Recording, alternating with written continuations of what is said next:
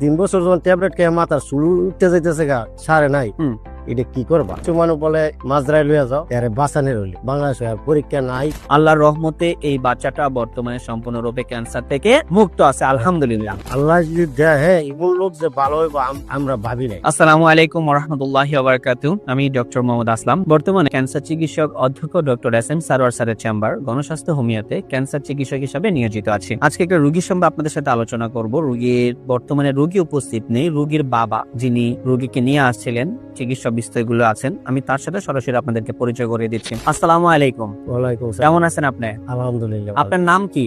আমার নাম মোহাম্মদ হানিফা। মোহাম্মদ হানিফা। আপনার রোগী তো আপনার মেয়ে হয়, আপনার মেয়ের নাম কি? আমার মেয়ের নাম সামিনা। সামিনা, তার মানে সামিনার বাবা আপনি। হ্যাঁ, জি। সামিনার বয়স কত? এখন 23 বছর চলে। এখন 23 বছর চলতেছে সামিনার। হ্যাঁ। সামিনার মায়ের নাম কি? সুপুরি বেগম। শুকুরি বেগম। আপনার যে জায়গাটাতে থাকেন সেটা গ্রামের নামটা কি?